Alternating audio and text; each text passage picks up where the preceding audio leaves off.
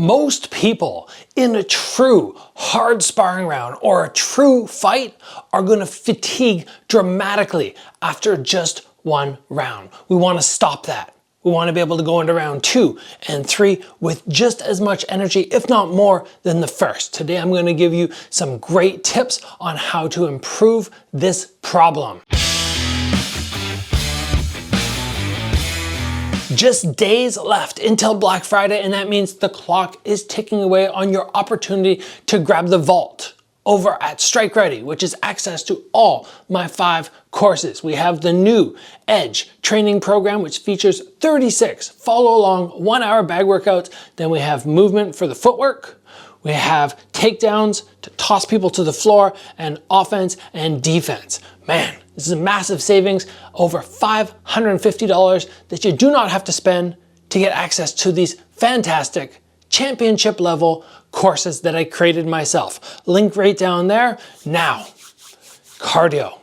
We can get great cardio. We can go and do the sprints back and forward. We can be at the gym all the time, but that doesn't mean we're not still going to fatigue after round 1. Why is this happening? First off, this is the reason in which I have honed in on after talking to so many people in sparring. I stop and I go, why are you tired? And they're like, oh, I don't know. I'm like, well, how much energy output are you giving during your offense? And they're like, 70, 80, 90, 100%. I'm like, well, how much are you doing on defense? And they're like 70, 80, 90%. I'm like, no. You are overworking on the defense. The offense, yes, will be 60, 70, 80, 90, 100%, somewhere in there. But the defense, in my opinion, should be no more than like 20, 30, 40%. Somebody goes to blast you with a big front kick and they try to hit you as hard as they can, and all you have to do is this, and that's fatiguing you?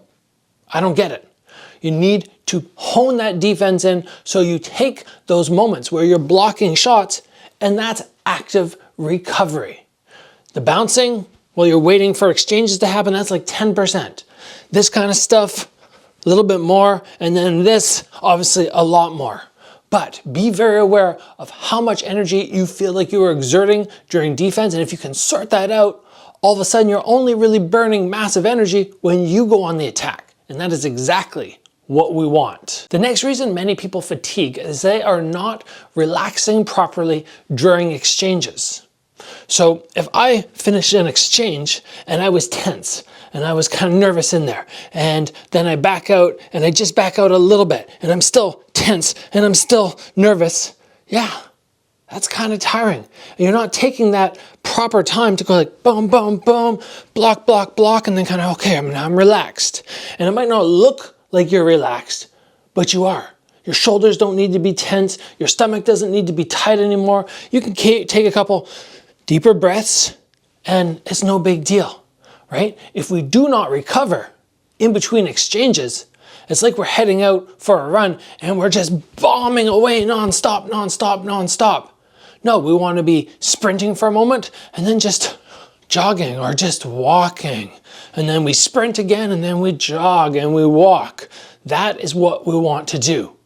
So whenever you have that ability to create space, even if you need to, take an extra little step back just until you learn what distance you need to be at to really maximize recovery between those exchanges. Now, too much power on all your attacks is going to wipe you out. And this is where most people in round number 1 destroy themselves because they're scared, they're nervous, maybe they just want to get out of there as fast as they can. They really want to hurt the other person. So they put 100% power into all their shots in round 1, hoping it's going to be done.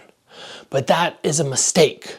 We want to, first of all, I don't even know how often I throw 100% power because I know the difference between 80 and 90 up to 100 is not that much, right? If you can't knock them out with that, why is that one going to start laying people out?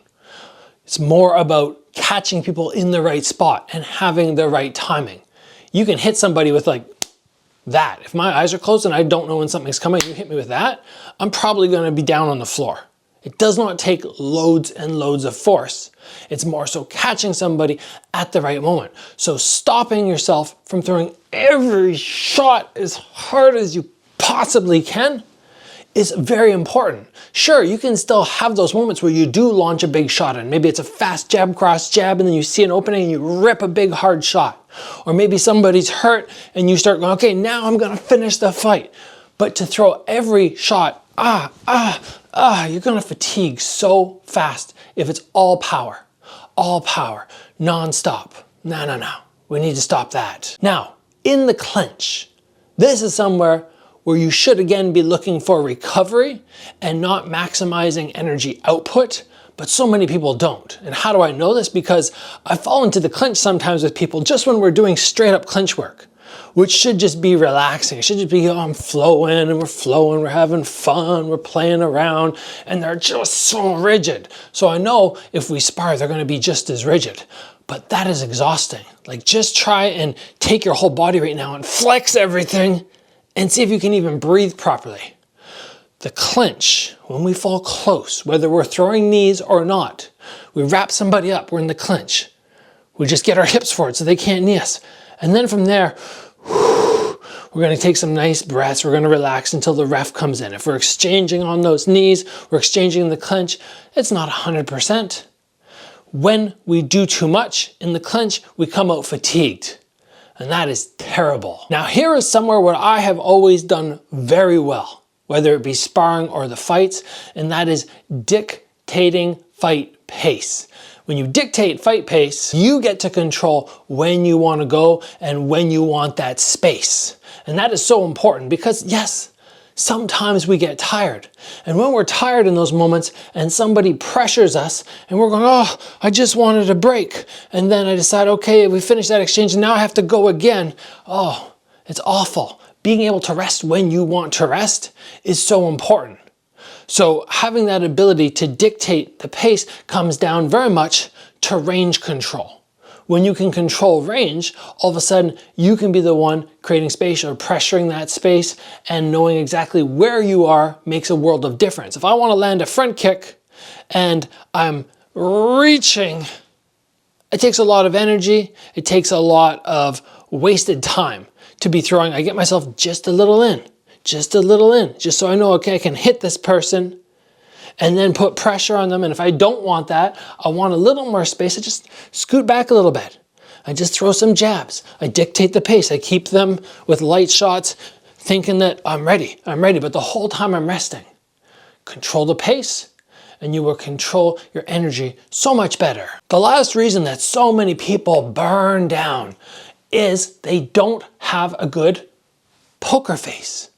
When people can read your expression, they can read your facial features and they know you're fatigued, that's when they're going to attack.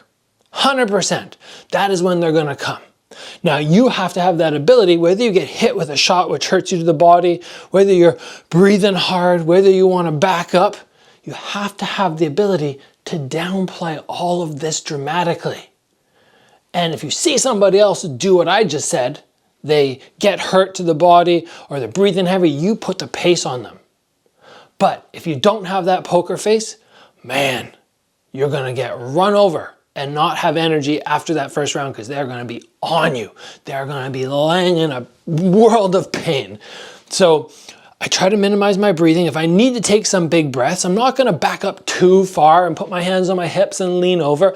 I'm gonna stay nice and high, get good air in here. If I want to take a deep breath or something like that, I might just blind a little bit, just like that, just so they can't see what's happening, right? There's all these little tricks, but the most important thing is you're not giving them just these easy cues that, oh, this guy is so tired, or this guy felt that body shot so bad. And when you take that away from them, again, we go back to it's easier for you to dictate the pace of the fight. So there you have it, guys. Those are some great tips to start helping you get through that first round, and then in the second and the third, having massive energy left over. That break in between, when you finish round one, and you're not going back to the corner like, oh, you recover fast. It's very hard to recover when you are hyperventilating and you feel like you're going to be sick or you're not able to control your breathing. But if you can get back to the stool and you're breathing hard, but within 10 seconds, you can control the pace of your breathing. Then when you come up for round number two, you're feeling good. You're ready to go again. And just before we wrap this up, actually, one little tip. When you walk back in between rounds and you sit down on your stool, don't start going, trying to recover with fast breathing. Try and take a couple deep breaths. You know, it'll be a little quicker most likely if you're really tired at that point, but you kind of, and then do a little hold when you can. Just a couple of those. Just with that little pause.